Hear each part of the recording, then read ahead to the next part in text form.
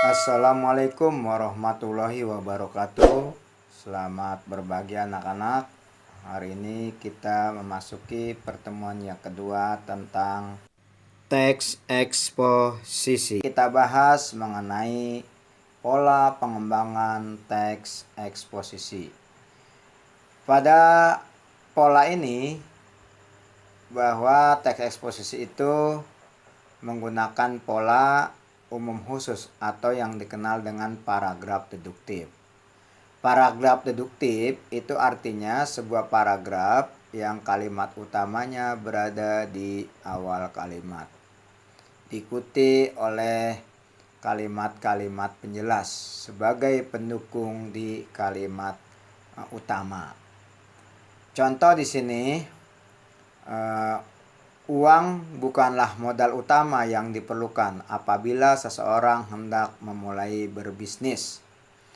Menurut motivator dan pengusaha muda Edvan Muhammad Kautsar, aspek penting yang dibutuhkan seseorang untuk memulai bisnis adalah ilmu dan pengetahuan tentang bisnis yang akan dirintis.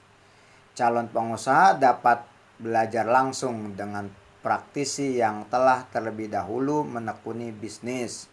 Cara itu memungkinkan para calon pengusaha dapat bereksperimen secara langsung dan memilih bisnis yang sesuai. Nah, pada garis merah ini merupakan sebagai kalimat utama. Kemudian yang berwarna hitam itu adalah kalimat penjelas. Anak-anakku, yang berikutnya pada pola pengembangan teks eksposisi itu kita kelompokkan lagi menjadi bagian-bagian. Yang kedua adalah pola pengembangan khusus umum atau yang dinamakan dengan pola paragraf induktif.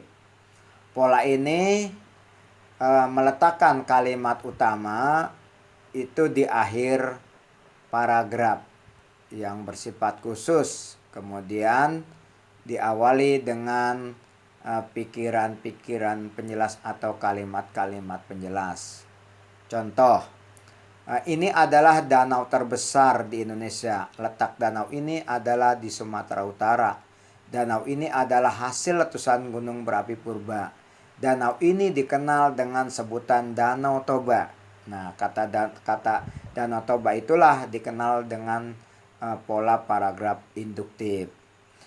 Yang kedua adalah pola ilustrasi. Pola ilustrasi ini adalah gagasan yang terlalu umum yang memerlukan ilustrasi konkret. Ilustrasi tersebut berfungsi untuk membuktikan suatu pendapat. Di dalam hal ini, pengalaman-pengalaman pribadi merupakan bahan ilustrasi yang paling efektif dalam meyakinkan kebenaran suatu gagasan. Yang ketiga, pola perbandingan ya. Pola perbandingan ini adalah meyakinkan suatu pendapat. Kamu dapat melakukan suatu perbandingan, misalnya membandingkan benda-benda, keadaan ataupun yang lainnya. Berdasarkan perbedaan dan persamanya, kerugian, keuntungan, kelebihan dan kekurangan. Bila menggunakan kata hubung, jika, dibandingkan, demikian, seperti halnya, juga, selaras dan sebagainya ya. Jadi itu pola pengembangan ya. Untuk itu kita perlu juga mempelajari pola pengembangan ini dalam sebuah paragraf ya. Itulah anak-anakku, pertemuan kita pada hari ini. Cukup sekian, saya Iri. Wassalamualaikum warahmatullahi wabarakatuh dan terima kasih.